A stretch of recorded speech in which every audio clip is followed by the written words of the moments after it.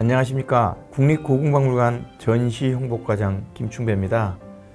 먼저 유럽에 있는 여러 선생님들이 이렇게 우리나라 문화와 또 한글을 우리 학생들에게 가르쳐 줄 수 있는 자리들을 만들고 있다는 사실에 굉장히 좀 감사하고 그렇습니다. 또한 그 자리에 저를 좀 초대해 주셔서 저희 고궁박물관을 소개할 수 있도록 시간을 배려 주셔서 감사합니다. 앞에서 미리 소개를 드렸을 텐데요. 우리 국립고궁박물관은 조선 왕실의 문화와 대한제국기의 황실문화 이런 것들을 중심으로 박물관이 꾸며져 있습니다. 그래서 수많은 유물들이 있고 관련된 자료들이 다양한 방식으로 전시되고 있습니다. 그래서 오늘은 왕실 문화의 전반적인 내용을 우리 박물관에서 전시하는 방식을 따라서 이렇게 좀 살펴보는 시간을 갖겠습니다. 한정된 시간에 이 모든 걸 다 보기는 어렵기 때문에 큰 줄거리를 가서 보여드릴 건데요. 이 내용만 따라가셔도 전체적으로 한국에서 조선 왕실 문화에 대해서 이런 인식을 가지고 있고 이런 것들을 주안점으로 관람객들에게 소개하고 있구나 라는 것을 아실 수 있을 겁니다. 선생님들께서 이 점을 참고하셔가지고 학생들한테 다시 가르치실 기회가 있을 때는 좀 더 풍부한 자료를 저희들로부터 제공받아서 활용하실 수도 있을 것 같습니다. 강의 말미에 그러한 다양한 자료를 활용할 수 있는 방식들에 대해서 잠깐 언급하고 소개해 드리도록 하겠습니다. 먼저 오늘 말씀드릴 순서를 좀 간략하게 이제 말씀드릴게요. 그래서 먼저 저에 대한 간단한 소개 말씀을 잠시 후 더 드리고요. 그리고 우리 국립고궁박물관에 대해서 말씀을 좀 드리도록 하겠습니다. 그리고 과연 조선이 어떤 나라인가? 그리고 조선 왕실의 핵심이 되는 왕과 그 상징들에 대해서 살펴보도록 하겠고요. 그리고 왕들이 기거하고 왕의 가족들이 기거하는 궁궐, 그 모습들을 좀 살펴보고요. 실제로 그 안에서 생활하는 여러 왕실 가족들의 모습들, 또 그 안에서 이루어지는 생활의 모습들을 좀 살펴보도록 하겠습니다. 그리고 대한제국이라는 새로운 국가가 탄생하게 된 배경, 그리고 그 모습들도 차례로 살펴보고요. 그리고 왕실의 문화예술, 여러 가지 의례, 그리고 이런 왕실을 지탱하고 왕의 통치를 위해서 수행했던 수많은 과학 문명들, 그리고 이것들을 기록한 기록 내용들을 살펴보는 것으로 오늘 강의를 마치도록 하겠습니다. 먼저 제 소개를 다시 한번 드리겠습니다. 저는 김충배라고 합니다. 지금 현재 문화예청 국립고궁박물관의 전시홍보과장으로 근무하고 있습니다. 전에는 이제 LH라고 하는 기업의 토지주택박물관의 이제 연구원으로 오래 있었고요. 경기도 문화재위원을 역임하기도 했습니다. 기본적으로 문화재를 연구하고 그것들을 활용해서 하는 다양한 사업들을 계속 고민해 왔고, 국립고궁박물관에 오게 된 배경도 그러한 문화재 활용이라는 측면에서 같은 연속선상에 있습니다. 그래서 크고 작은 몇 권의 책을 쓴 바가 있고요. 혹시 기회가 되시면 책들 소개해드리는 책들 한번 보실 수 있으면 보면 좋겠고요. 주로 이제 저는 고고학자로서의 발굴조사 활동을 많이 했습니다. 그리고 또 이것들을 박물관에 전시하고 활용하는 사업들, 또 그것들을 효과적으로 전달하고 가르치는 교육 활동들을 계속 진행해 오고 있습니다. 국립고궁박물관을 소개해 드리겠습니다. 2005년에 설립됐어요. 그래서 2년 전에 바로 15주년을 맞았던 그런 역사를 가지고 있습니다. 그런데 소장하는 유물들이 사실은 왕실의 것들이잖아요. 그래서 그것들이 오랫동안 덕수궁 또는 창경궁, 창덕궁 이런 곳에 분산해서 보관되고 있던 것들을 왕실의 어떤 전체적인 문화를 볼 수 있는 공간을 새로 마련해서 다 옮겨오게 된 거죠. 그것이 이제 이 국립고궁박물관의 시작입니다. 한 5만여 점의 유물이 보관돼 있어요. 그리고 수많은 전시물들이 이제 전시되어 있고요. 공간은 3개 층에 이제 되어 있고, 층마다 여러 가지 주제로 방들이 만들어져 있어요. 그래서 실제로 국립고궁박물관에 오셔가지고 그 박물관 하루에 다 보시려면 조금 벅찰 정도로 네, 다양한 콘텐츠들이 준비되어 있습니다. 한 해 한 100만 명 정도, 100만 명에서 160만 명 방문하는 굉장히 규모가 있는 박물관입니다. 그리고 위치는 바로 대한민국의 수도 서울에 있고 그 중에서도 중심지에 있는 경복궁 서쪽에 위치하고 있습니다. 인근에는 이제 대통령 집무처인 이제 청와대가 있죠. 조만간에 옮겨질 거라고 하지만 현재까지는 이제 청와대에 있습니다. 자, 지금부터 이제 요 전격적으로 요 박물관 모습을 보여드리면서 전시동을 따라서 설명을 드리도록 하겠습니다. 지금 보고 계신 화면이 국립고궁박물관의 현재 모습이고 정면의 모습이에요. 그래서 이 박물관을 많은 사람이 왔다고 생각했는데 의외로 경복궁 왔다가 박물관 다녀오신 거 기억나세요? 그러면 거기가 고궁박물관이에요? 이렇게 잘 모르는 분이 많습니다. 그래서 이 박물관의 이름을 많이 알리는 일에도 이제 노력을 하고 있습니다. 박물관에 들어가서 처음 만나는 방에서는 국왕실이라고 있는데 그것에는 왕의 상징을 보여줍니다. 저 맨 뒤에 있는 파란색 바탕에 있는 그림이 1월 오봉병, 다시 말해서 1월 오봉도의 그림이 붙어 있는 병풍이에요. 지금은 이렇게 쭉 펴서 되어 있지만 조선시대에는 이게 이렇게 아코디언식으로 이렇게 설정이 되어서 배치되었겠죠. 그리고 그 앞에는 어좌가 있습니다. 바로 임금이 앉는 자리고 그 앞에는 어보의 함이 있습니다. 어보라는 것은 왕의 상징이기도 하고 그 자체가 존엄의 상징물이기도 합니다. 그런데 실제로 도장이라는 것은 실무적인 결제용이잖아요. 왕의 도장은 특별합니다. 그래서 이것은 전체적인 결정을 확실히 내렸을 때에 쓰는 아주 중요한 인장이 되겠죠.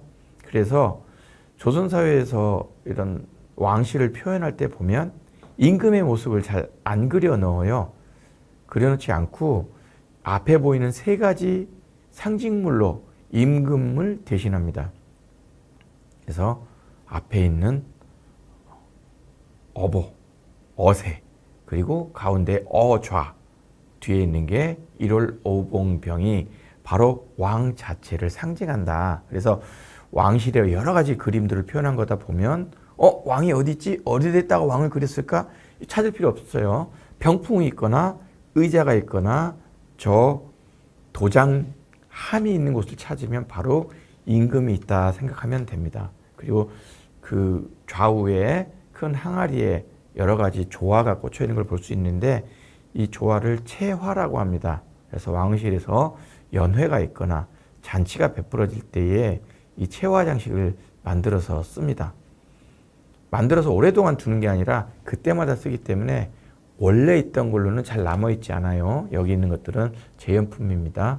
근데 기록에 따르면 이걸 만들 때 밀랍이라든지 벌꿀 이런 것으로 이제 순자연물이죠. 또 향이 나잖아요. 그래서 만들기 때문에 실제로 잔치하다 보면 여기에 꿀벌과 나비 막 날아오고 그런다고 해요. 굉장히 실제로 보면 화려하고 아름답습니다. 이건 생활실이에요. 왕실의 규방의 모습을 보여준 공간입니다. 즉, 이제 왕비라든지 공주라든지 옹주가 생활하던 공간을 재현한 모습이에요. 저 뒤편으로 보시면 수락관이라고 되어 있는 곳이 있어요. 거기가 어디냐면 왕실의 이제 부엌이죠. 그래서 궁전 나인들, 다시 말해서 이런 음식을 만드는 분들이 조리를 해서 각 왕이나 왕비의 거처로 가져가서 식사를 하게 됩니다. 그래서 그런 상들이 밥상, 서양에서는 테이블에 의자에 앉아서 먹지만 우리나라의 이제 전통 문화들은 전부 다 좌식, 앉아서 양반다리 하거나 이런 상태로 먹게 되죠. 그래서 상들의 다이머럴 테이블이 굉장히 낮습니다. 예, 그런 걸 볼 수 있어요. 이것은 종묘에 있는 제사상의 모습을 보여주는 거예요. 그래서 종묘라는 공간은 어떤 곳이냐면 왕실의 상징이죠. 종묘와 사직, 그 중에 종묘에 해당합니다. 역대 왕들을 신으로 좌정을 하고 신으로 섬기고 신으로서의 신위를 놓고 모시는 공간, 거기서 제사가 이루어지겠죠. 그래서 그 제사상을 이제 재현을 해놨습니다. 그리고 이것은 잔치상을 표현한 모습이에요. 잔치상. 그래서 보시면 임금을 상징하는 의자가 있죠. 교의, 왕이 앉는. 그리고 뒤에는 왕실의 번영을 기원하는 의미가 담기고 왕의 무병장수를 기원하는 의미가 담긴 십장생 병풍이 있습니다. 뒤에 보면 먼저 소나무가 얼른 눈에 띄죠. 구름, 그리고 학, 거북이, 천도복숭아, 사슴, 뭐 이런 오래오래 지속되는 이런 자연물들을 소재로 해서 그린 거예요. 따져보면 한 13가지 정도 되는데 그냥 통칭해서 십장생이라고 한다. 10가지의 오래오래 사는 그러한 자연물들, 이런 것을 표현하는 장식 그림을 이제 잔치할 때 뒤에 세워놓고 잔치를 벌이죠. 그래서 이런 장식 병풍이 고궁박물관에 굉장히 많이 있습니다. 화려하고. 최근에는 한국에서는 이런 장식 그림들을 민화의 영역에서 복제를 해서 그린다든지 따라 그린다든지 해서 많이들 즐기고 있어요. 그래서 고궁박물관에 와서 이렇게 보시면 되게 화려하고 아름다운 그림을 보실 수 있습니다. 그리고 이 그림을 조만간에 해외에 있는 여러 공간에도 보내서 거기서 이루어지는 여러 행사 때 배경으로 쓸 수 있도록 만들고 있어요. 여러분들 혹시 유럽의 어느 나라든 가서 문화원이라든지 공간에서 혹시 만나게 될 수도 있습니다. 이것은 왕실의 이제 과학 문화를 보여주는 과학실이에요. 갑자기 이게 무슨 과학관도 아닌데 왜 과학문화재가 나왔을까? 이렇게 의아하실 수도 있는데 사실은 조선에 이제 조선을 통치했던 역대 왕들이 이 과학문화재를 과학을 발달시키는데 굉장히 심혈을 기울이고 노력을 기울입니다. 그래서 신하들도 많이 육성을 하고 그렇죠. 그 중에 아주 대표적인 과학문화재가 바로 시계입니다. 시계. 여러분 지금 앞에 보이는 것은 큰 무슨 건축물처럼 보이지만 저것은 자경루라고 하는 물시계예요. 그런데 실제로 이 자경루는 현재까지 남아있는 것이 저 위에 보이시는 큰 물통처럼 생긴 부분하고 측면에 있는 실린더 같은 부분만 남아있고 이제 원래 것들은 대부분 없어졌어요. 그래서 기록물을 가지고 다시 유치해서 국립고궁원에서 재현을 해서 만들어 놓은 것입니다. 그런데 이 자경루가 어떻게 시간을 알리게 되는 걸까요? 그것은 물이 갖고 있는 물성을 이용해서 말씀드린 실린더의 부력으로 나무 토막을 끌어올려서 어떤 시간을 알리는 장치를 건드리고 그것이 구슬 같은 것이 굴러가 가지고 시간을 알리는 인형을 정해진 시간마다 움직이게 하는 그런 원리예요. 이제 말로 이렇게 설명을 드리면 좀 복잡한데 나중에 동영상을 한번 보실 수 있는 기회가 있을 거예요. 나중에 저희 유튜브로 다 송출되어 있는 자료들을 한번 보시면 금방 이해가 되실 겁니다. 나중에 한번 보시면 좋겠어요. 어쨌든 이 자경루라는 물시계를 통해서 밤에도 시간을 알 수 있고 알릴 수 있게 된 거죠. 그럼 낮에는 뭘로 시간을 알까요? 앙부일구, 이런 해시계, 이런 것으로 알 수가 있겠죠. 자, 조선은 과연 그러면 어떤 나라인가? 좀 차례로 살펴보도록 하겠습니다. 잘 알다시피 1392년에 태조 이성계가 건국을 합니다. 그리고 1910년 일본에 의해서 강제 병합이 이루어져서 조선이 망하게 되죠. 그래서 519년간 27대의 왕이 유지되었던 나라입니다. 그리고 그 사이 1897년에는 대한제국이 수립이 돼요. 그래서 고종이 스스로 황제라고 칭하고 이제 황제의 자리에 오르게 되고, 고종의 아들이 이제 순종이 2대 황제로서 등극하지만 말씀드린 것처럼 일제에 의해서 강제 병합되면서 망하게 되는 그런 과정을 거칩니다. 위치는 극동의 이제 한반도에 있고요. 수도는 한양이었습니다. 기본적인 어떤 이 통치 이념은 유교를 기본적으로 가지고 갑니다. 그래서 유교가 무슨 종교 아닌가 이런 생각을 갖게 되잖아요. 종교. 그런데 유교의 원리 자체가 어떻게 하면 백성을 이롭게 하고 왕들이 어떤 자세로 나라를 경영해야 되는지에 대한 그러한 통치 이념들이 가득 담겨 있기 때문에 바로 이 유교를 근간으로 해서 국가를 경영하고 통치하게 된 것입니다. 그를 한마디로 왕도 정치라고 합니다. 근본적으로 과거에 봉건 제국이라든지 또는 왕 중심의 나라들이 갖고 있는, 귀족 중심의 나라들이 갖고 있는 그런 중심을 백성들로 중심을 바꿨다는 그런 굉장한 변화의 의미가 있습니다. 당연히 한국어를 썼죠. 많은 사람들이 궁금해합니다. 그때 당시도 지금 같은 말을 썼을까? 지금 같은 말을 썼지만 지방세계라든지 사투리 같은 용어의 차이는 많이 있겠죠. 그리고 한자와 한글을 썼습니다. 조선을 이해할 때 그 앞선 나라의 문화를 같이 보면 되게 이제 이해하기가 쉬우실 거예요. 고려를 상징하는 대표적인 인물이 고려 청자입니다. 그래서 앞에 보시면 이렇게 상감청자 구름과 학의 무늬가 새겨져 있는 매병이라고 하는 유물이 있어요. 오른쪽에 보면 하얀색 항아리에 푸른색 알료로 그림을 그려놓은 또 항아리가 있어요. 한쪽은 청자고 한쪽은 백자겠죠.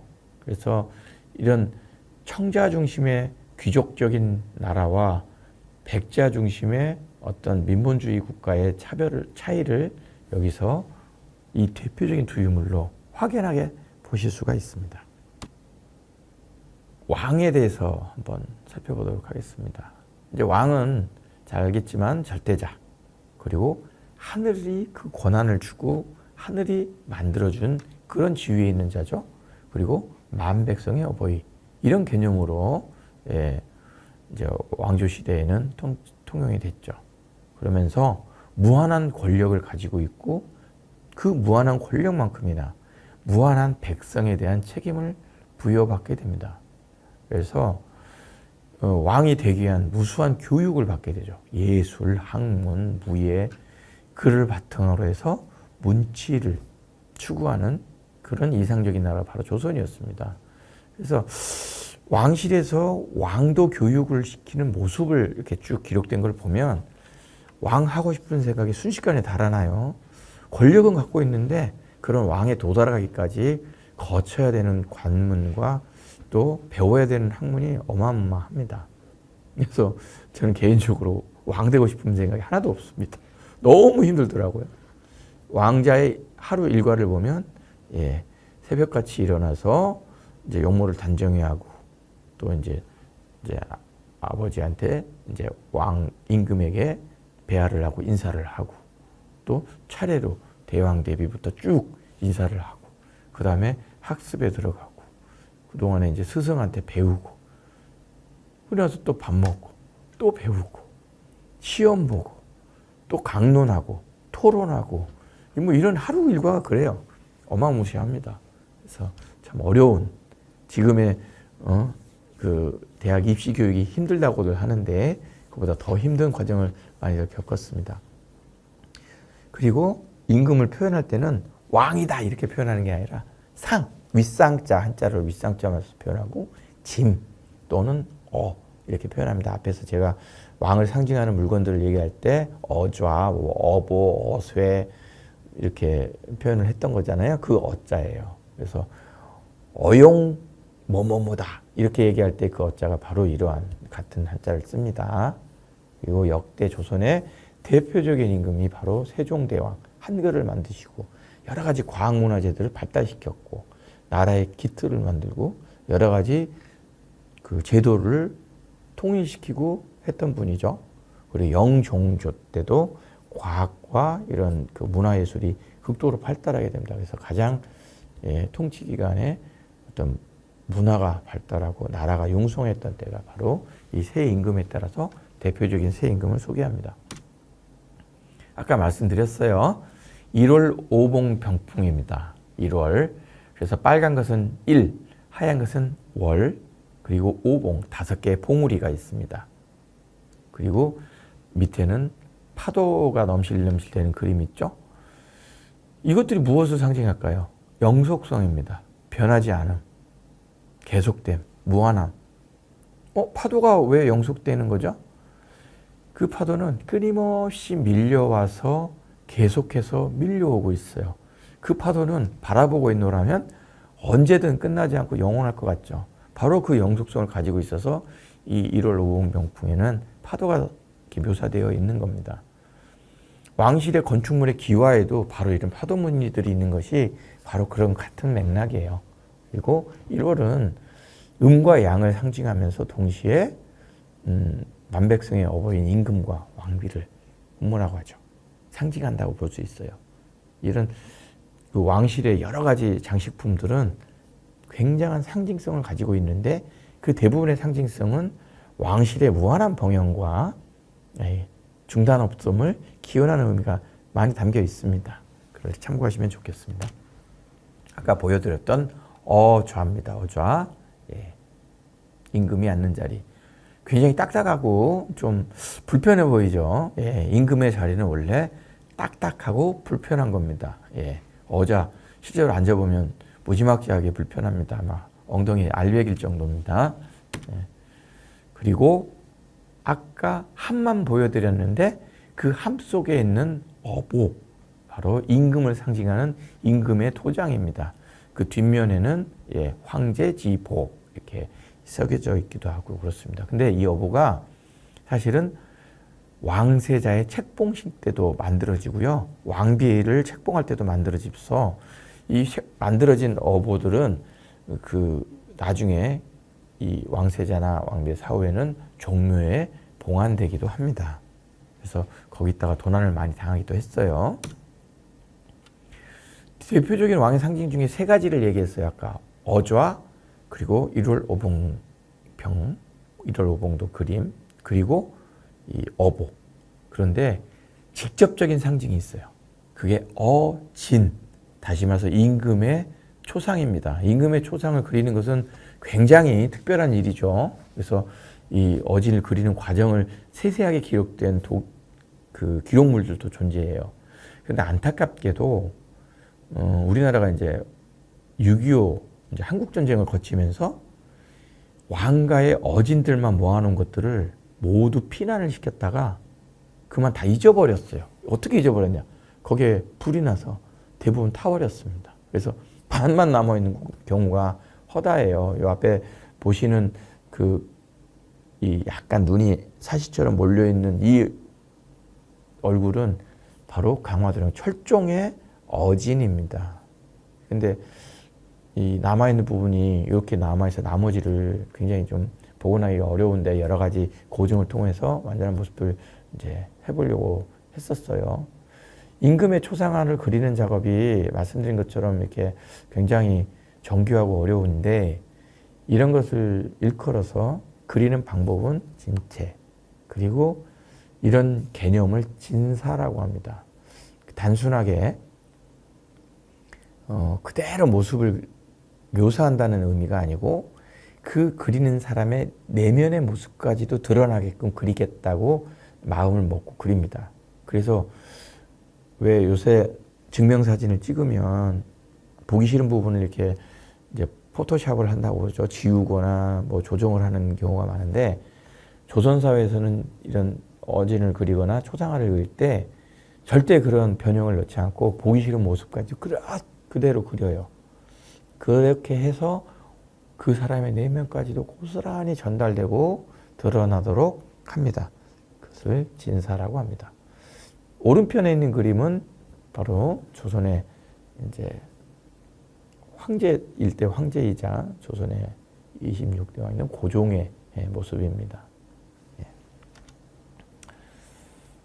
그리고 이러한 이제 왕들이 통치하는 모든 규례는 우리 지금 대한민국은 헌법에 의해서 움직이는 것처럼 제도에 의해서 움직입니다. 국법을 만들고 국법에 의한 의례들에 의해서 움직입니다. 그게 국조보감이라는 규범집이에요. 이게 왕실을 상징하고 제일 중요한 부분이고요.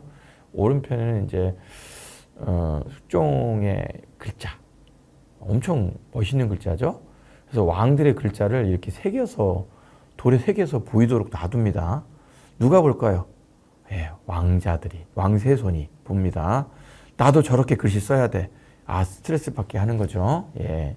그래서 이걸 보면서 성장을 하니 열심히 학문을 연마할 수밖에 없겠죠. 왜? 나도 저런 글씨 남겨야 돼. 이렇게 되는 겁니다. 궁궐의 모습을 보면서 이제 조선왕실의 궁궐 얘기를 좀 해볼 텐데요. 먼저 한양의 모습을 먼저 크게 보겠습니다. 가운데로 청계천이 흐릅니다. 그래서 이명박 정부 때 그 청계천이 덮여있던 것을 다 열고 이제 지금 물이 흐르도록 되어 있고요. 그리고 여러분 보고 있는 이 지도는 수선전도 한양의 모습을 목판에 새긴 그런 지도입니다. 그래서 궁궐들의 위치들이 잘 표시되어 있어요. 그래서 도성 안에 5개의 대표적인 궁궐들의 모습을 위치와 함께 살펴볼 수가 있습니다. 그 중에서 먼저 종묘와 사직이라는 개념, 아까 얼핏 말씀을 드렸습니다. 말씀드릴게요. 종묘는 역대 왕들을 모신 공간, 그들의 신으로 모신 공간이에요. 조상신이죠. 그리고 사직은 토지신. 그래서 조선 왕실을 지탱하는 근간을 일컬어 종사라고 합니다. 종묘와 사직. 종사를 보존하시옵소서 그러면 왕실을 보존하라는 말과 똑같아요.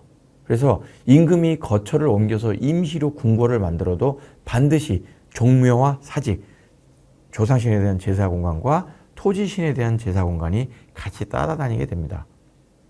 화성행궁, 수원 화성에 있는 화성행궁에 임금이 임시로 거처하던 공간도 묘당과 사직단이 있고, 남한산성 행궁에도 마찬가지 묘당과 사직단이 있어요. 이렇게 반드시 종묘가 구조적으로 따라간다. 좌묘우실이라고 합니다. 임금이 바라보는 남쪽을 바라보면서 앉았을 때 좌측 좌묘우실 이렇게 이해하시면 돼요. 그래서 경복궁은 바로 조선의 중요한 법궁이에요. 중심되는 그런 궁궐인데 임진왜란 때 다 소실됩니다. 아유, 불탔으니까 이제 전란이 끝난 다음에 다시 지었냐? 안 그래요. 물경 270년간이나 폐허 상태로 방치되고 그동안에는 창덕궁을 주요 법궁으로 쓰면서 기거를 하게 됩니다. 임금들이. 그러면서 다시 이제 복구가 되는 것은 고종대 대원군 대감이 이제 당백정을 발해해서 그 재원으로 경복궁을 다시 복원하게 됩니다. 그런데 그 정각이 다시 없어지죠. 언제? 일제강점기 때. 일제강점기 때 총독부 건물이 들어서기도 하고 거기서 박람회가 열린다든지 물산 공진회가 열린다든지 하면서 건물들을 다 분해해서 팔아먹거나 부셔뜨리게 되죠.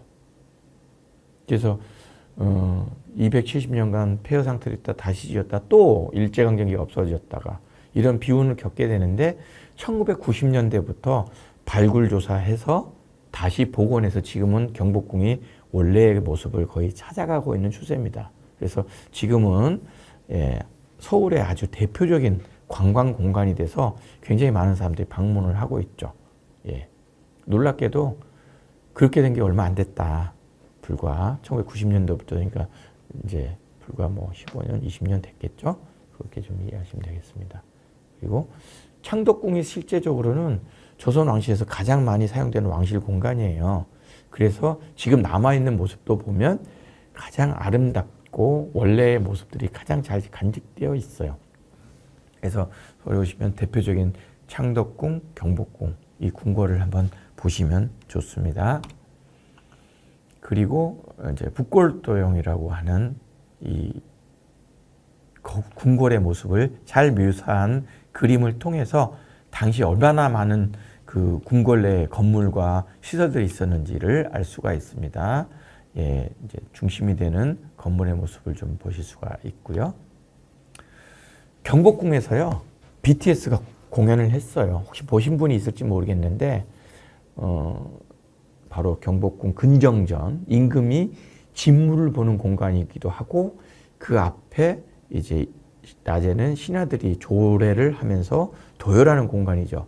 거기에 무대를 설치하고 BTS가 이제 신나게 공연을 했습니다. 그래서 갑자기 그 아미가 전 세계에 한 2억 명 정도 된다고 들었는데, 그 아미들한테 이 공간이 반드시 거쳐야 하는 어떤 성지 같은 공간이 되었어요. 그래서 지금은 코로나 때문에 외국 방문객이 굉장히 줄었지만, 이제 코로나가 발생하기 전에는 어마어마한 외국인 관람객들이 바로 이 공간을 방문했었습니다. 여러분 나중에 꼭 와보시면 좋겠습니다. 바로 그 경복궁 근정전을 낮에 본 모습이에요. 근정전의 처마 모습이에요. 처마. 저렇게 알록달록하게 이쁘게 그려진 것을 단청이라고 부르죠. 그 단청의 색깔은 기본적으로 오방색으로 이루어져 있습니다. 그래서 그 화려한 색깔들의 배치가 굉장히 아름답고 조화롭게 되어 있어요. 그래서 그 모습 자체가 굉장히 중요한 문화적 소스가 되고 있습니다. 이것은 그 추녀 위에 올라서 있는 잡상이라고 하는 그 장식물을 볼 수가 있는 건데, 맨 앞에 있는 것이 대당사복 뭐 등 이렇게 사오정, 또 뭐 저팔계, 이런 손오공 그 이야기에 나오는 인물들이 쭉 되어 있고, 뒤에 용머리가 있어요. 예. 그래서 그 잡상을 왜 만들어 올렸는지, 그것들이 무슨 의미를 갖고 있는지 사실은 지금은 정확하게 알 수는 없어요. 하지만 잡상의 개수라든지 그것들은 규례로 정해져서 내려오고 만들어지고 있습니다. 네, 근정전 천장의 모습을 바라본 사진입니다. 천장도 굉장히 화려한 단청으로 꾸며져 있어요. 그걸 반자라고 하고, 중심 우물천장, 중심부에 이렇게 쑥 올라 들어간 부분에는 용으로 두 마리 용이 서로 꼬리에 꼬리를 무는 교룡이라고 하죠. 형태로 묘사되어 있습니다. 예. 최근에 부분적으로 수리를 하고 다시 문을 연 향원정, 예, 향원정의 모습입니다. 이제 그 일종의 정자죠. 여기서 왕실에서 여기서 연애를 즐길 수도 있고 쉼터를 갖기도 하고, 그래서 뒤에 부분에 하얀색 다리가 있어서 이게 다소 이질적으로 보이는데, 원래 향원정에 분명히 건너가는 다리가 있었을 건데 어떤 형태였는지 이런 걸 알 수가 없어요. 그런데 유일하게 남아있는 자료가 일제강점기에 남아있는 사진 자료들이 있거든요. 거기에는 저렇게 되어 있는 거예요. 그래서 아마도 처음에 향원정을 만들 때는 다른 모습이었을 것이나, 알 수 있고 고증할 수 있는 자료가 일제강점기 사진 자료가 유일하니까 그걸 기준으로 해서 복원을 했습니다. 그래서 보는 분마다 저거 왜 저런 식으로 했는지 모르겠어요 라고 하시는 분들도 있는데, 사실 문화재 복원이 상당히 객관적인 고증 자료를 따라가다 보니까 저런 이제 상황도 생길 수가 있습니다. 네, 혹시나 더 시간이 지르다가 더 확실한 더 좋은 명확한 자료들이 있다면 고칠 수 있겠죠. 근데 향원전 천장이 굉장히 아름다워요. 독특하고 이렇게 육각형 모양으로 이렇게 꾸며져 있는데, 거기에 이제 봉황이 칸칸이마다 이제 묘사되어 있어요. 근데 봉황들이 다 표정이나 모습이나 포즈가 달라요. 예, 굉장히 재밌고 아름답습니다. 그래서 이런 것을 문화상품으로 만들고 개발하려고 해도 좋을 것 같아요. 그래서 이제 왕비의 침전에서 바라본 모습입니다. 예, 그 문짝을 천장에 매달았죠. 이게 굉장히 한국 건축물들의 특징이기도 한데, 왜 그런가 하면 여름에는 덥고 습해요. 그래서 통기성이 중요해. 그래서 문짝을 다 들어서 올려서 공간을 개방할 수 있게 되어 있는 거예요. 예, 이런 모습들도 나중에 한번 볼 수 있으면 좋겠습니다. 종묘입니다. 종묘는 세계유산에 등재된 세계적인 문화유산이에요. 예, 아까 말씀드렸죠. 역대 왕들의 신의를 모셔서 왕들을 조상신으로 섬기는 그런 재래 공간이다. 그래서 굉장히 신성한 공간이고 지금도 가보면 그 공간에 들어서면 그 분위기 자체가 굉장히 존엄하고 굉장히 좀 뭐랄까 숭엄하다고 할까요? 이런 분위기가 있습니다. 그래서 종묘가 세계유산에 등재된 아주 중요한 문화유산입니다. 왕실의 생활에 대해서 말씀드릴게요. 왕실에서는 궁궐에서 주로 생활을 하겠죠. 굉장히 많은 사람들이 있어요. 왕과 왕비 그리고 왕자만 사는 게 아니고 이들을 보필하기 위한 수많은 나인들, 내시 그리고 이 왕실을 운영하기 위한 수많은 관료들과 기구들이 같이 생활하고 있습니다. 그래서 굉장히 복잡하고 많은 건축물들이 있습니다.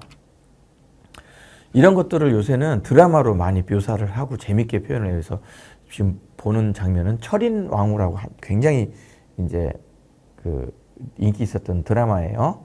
그래서 철종 시대를 묘사를 했는데 현대에 있던 사람이 갑자기 그 철종 시대로 빠져들어간 그런 공상적인 이야기지만 거기에 드러나는 어떤 묘사라든지 이런 것들 그 장식이랄지 왕실의 모습은 굉장히 사실적이에요. 그래서 보시면 왕실 문화를 좀 이해할 수 있어요. 그리고 최근에 했던 드라마 오솜의 붉은 끝동에 보면 여러 가지 잔치 장면을 묘사한 사진인데 거기에 보면 이제 등들도 있죠. 우리나라 드라마들이 고증을 굉장히 열심히 하고 잘해요. 그래서 왕실에 사용했던 등을 저렇게 실제로 묘사를 해서 아주 디테일하게 묘사를 했더라고요. 그래서 이 드라마도 굉장히 인기가 좋았습니다. 보신 분도 있을지 모르겠어요. 그리고 생활에서 제일 중요한 옷. 죄송합니다. 그래서 왕이 입는 일상적인 이제 옷은 골룡포라고 하죠. 왕비의 옷이 있는데 적의라고 써 있어요. 이거는 왕비가 왕실의 중요한 행사 때, 대례 때 입던 옷입니다. 이 옷들에도 왕실의 여러 가지 길상무늬들이 세세하고 제세하게 아주 촘촘하게 묘사되어 있어요. 영기라고 하죠. 저쪽에 보이는 불꽃 문양처럼 생긴 게 영기, 그리고 봉황, 꿩, 그리고 페랭이꽃 이런 문양들이 다 의미를 가지고 수로 놓아져 있습니다. 굉장히 이제 표현된 모습도 굉장히 아름답고 그 상징체계도 굉장히 복잡다단해요. 이 저기를 완전히 복원해서 이제 입혀서 고궁망원에 전시를 하고 있습니다. 이 사진은 영화의 한 장면이에요. 어떤 영화일까요? 혹시 보신지 모르겠어요. 킹덤. 네, 넷플릭스에서 이제 방영을 했던 굉장히 인기 있는 이제 드라마였죠. 거기서 왕비가 바로 등장하는데 그 왕비가 입고 있던 옷이 바로 저거입니다. 예, 재미있죠? 그리고 활옷.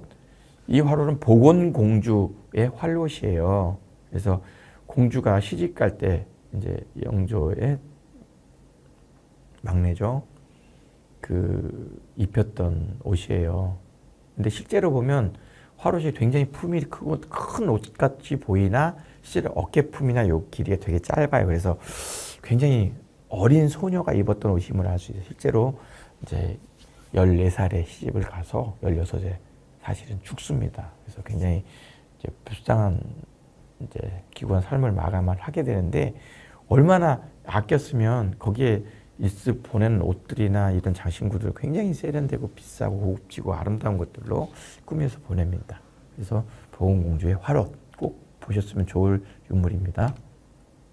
그리고 왕실에서 쓰는 여러 가지 가재도구 중에 화각. 화각은 물소의 뿔을 가공해서 채색해서 색을 입혀서 여러 가지 그 길상의 그림들을 그려놓은 함이에요. 예.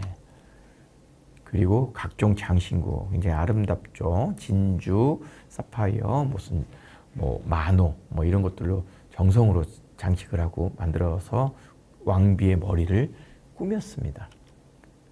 그리고 파우치죠. 예. 이거 실제로 지금 만들어서 써도 굉장히 아름다울 것 같은 파우치. 굉장히 아름답죠. 그리고 아까 말씀드렸죠. 왕실의 모든 무쌍은 왕실의 번영 이런 걸 상징한다. 이거는 백수백복도라고 하는데 뭐 목숨 숫자 오래 사세요 이거를 100개 넣고 복 받으세요 100개 넣고 막 이렇게 해서 많은 복과 계속 장수하시길 기원하는 마음을 담은 병풍이에요. 그 자수로 만들었습니다. 가까이서 보면 되게 정교하고 아름답습니다. 그 대표적인 왕실의 상징 모란입니다. 옛날에 모란이 향기가 없는 꽃이라는 그런 얘기들을 했었어요. 그렇지 않습니다. 모란 향은 이 세상에서 가장 세상에 제 개인적인 느낌으로는 가장 고귀한 향이 납니다. 그래서 그 모란이 왕실의 장식에 있어서는 가장 많이 사용된 꽃입니다. 왕실 상징 이화문 아닙니까? 대한제국계에 만들어진 왕실 문장이에요. 그 전에 모든 그리고 대한제국계도 마찬가지로 장식에서는 모란이 가장 화려하게 많이 쓰였습니다. 그리고 여러 가지 이제 장식 그림들이 많이 쓰이죠. 심지어 저런 불발기창이라고 하는데 창 부분을 놔두고 이렇게 장식병으로 이렇게 쓴 경우도 있어요. 여기 있는 것들도 다 뭐 수석, 모란, 사슴, 주제가 아까 말씀드렸던 그런 아름답고 또 어떤 길한 의미가 있는 여러 가지 자연물들을 가지고 그렸습니다. 문방구.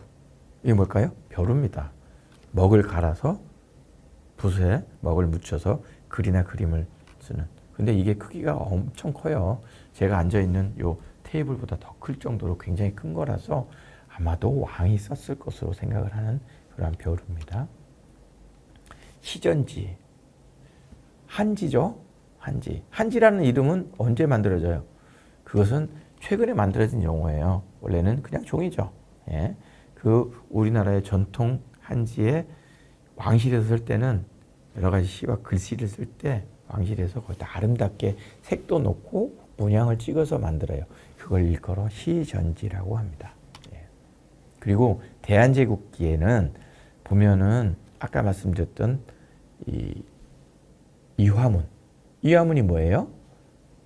오얏꽃 문양입니다. 오얏꽃. 오얏은 뭐냐? 자두라고 생각하시면 돼요. 그래서 왜 그것을 하필 왕실의 문양으로 썼을까요? 이거 벚꽃 아니에요? 아닙니다. 자두꽃이에요. 오얏꽃. 이왕가. 다시 말해서 전주시 문중에 이 씨는 달리 읽을 때 오얏꽃리 이렇게 읽습니다. 그래서 그 상징을 따왔어요. 대한제국기에. 그래서 왕실의 문양. 왜 대한제국기에 이걸 하필 따왔냐? 다른 서구의 여러 나라들도 왕실의 문장, 가문의 문장들이 다 있었거든요. 그래서 대한제국기의 왕실의 문장으로 이 오얏꽃을 씁니다. 그래서 대한제국기의 여러 기물들은 다 오얏꽃이 들어가 있습니다. 그리고 왕들이 이동할 때는 가마. 그런데 나중에는 어차를 타고 갑니다. 캐딜락이에요. 캐딜락. 그래서 이제 이게 순종의 어차인데 사실은 고종이 탔었어요. 도종이 타고 순종이 다시 타게 되는데 이제 미국의 이제 GM사에서 제작을 했던 캐딜락입니다. 지금 봐도 굉장히 아름다워요. 그런데 창덕궁에 원래 있을 때는 상태가 굉장히 안 좋았어요. 바깥에 방치된 상태로 오래 있어가지고 그래서 이것을 여러 기업들이 도네이션한 걸 가지고 복원을 하고 다시 손질해서 고궁박물관에 잘 전시되어 있어요. 꼭 보러 오세요. 자취상은 한번 말씀을 드렸고요. 왕실에서 이제 잔치가 벌어지면 그림에 보이는 이런 방식으로 수많은 차일도 치고 수많은 문무백관이 모여서 대규모의 잔치를 벌리는데 이런 잔치들은 뭐 왕세자가 탄생했다든지 제일 중요해요. 왕손이 탄생하는 거. 그리고 또 뭐 이런 것들이 이제 뭐 대자 대비께서 이제 할머니죠. 왕의 할머니가 뭐 이제 고희가 되었다든지 이런 왕이 뭐 이렇게 되었다든지 책봉됐다든지 왕비가 책봉 이런 잔치들이 많이 벌어집니다. 대한제국기는 이런 서양식으로 그런 연회가 바뀌어요. 연례문서가. 그래서 좌식이었다고 그랬는데 입식으로 바뀌고 여기에 이제 서양식 파티가 벌어지죠. 그래서 이런 집기류들을 다 수입하고 수입할 때 그냥 수입하지 않고 왕실의 문장 오야꽃을 오이엠으로 부착해서 들어오게 됩니다. 과학문화에 대해서 말씀드릴게요. 일부 자격루 말씀드렸죠? 네, 일부. 네. 아까 그때 말씀드렸던 자격루는 물시계, 앙부일구는 해시계. 앙부일구는 무슨 뜻이에요? 뒤집어 놓은 솥단지 같이 생긴 해시계란 뜻입니다. 예.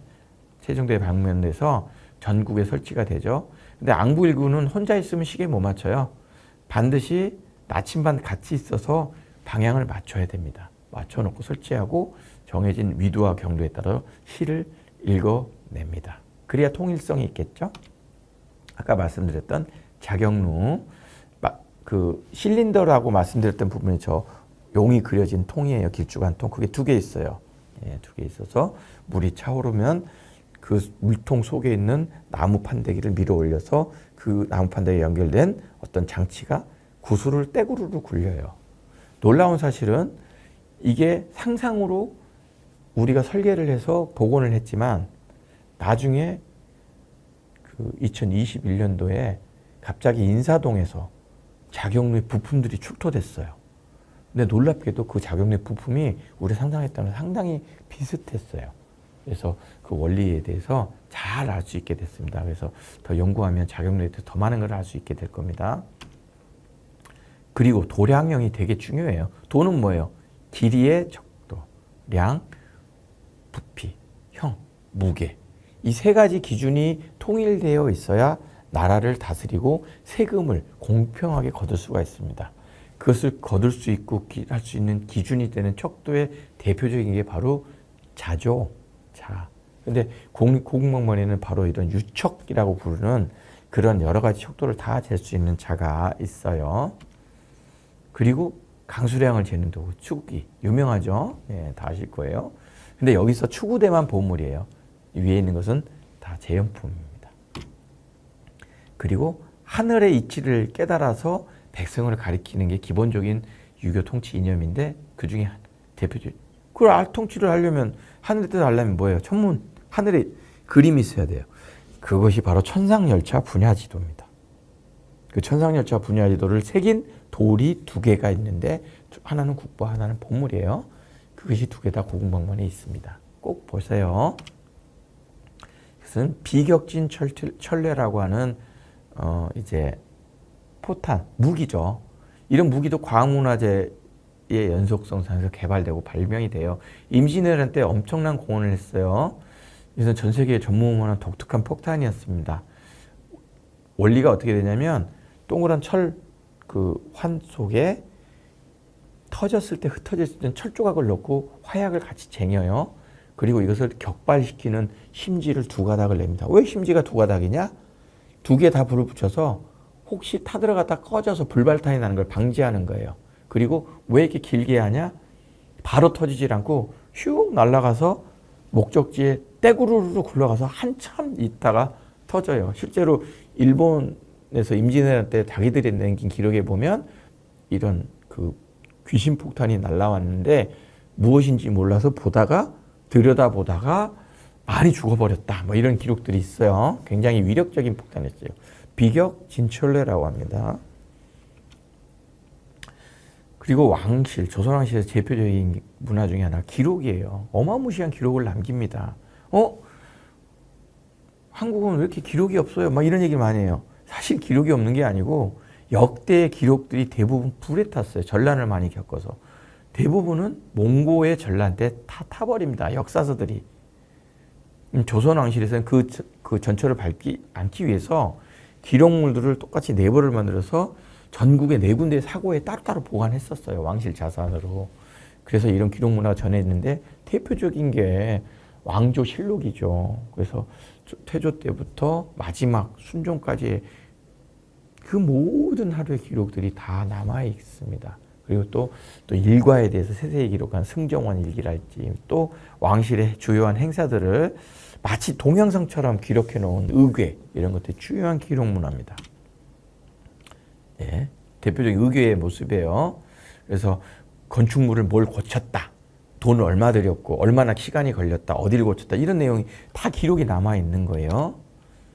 그리고 왕실에서 혼인잔치를 벌였는데 그때 뭐 어떤 누가 왔고 얼마나 돈이 됐고 뭔 그 시설치를 했는지 이것들이 다 그림으로도 세세하게 남아져 있습니다. 그리고 아까 말씀드린 왕조실록 세계 기록유산으로 등재되어 있죠. 앞에 보신 것은 이제 그 오대산에 보관되어 있던 오대산 사고에 보관되어 있던 실록들입니다.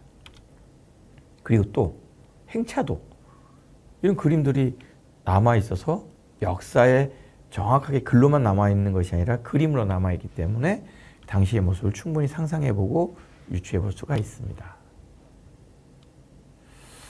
그런데 우리가 왜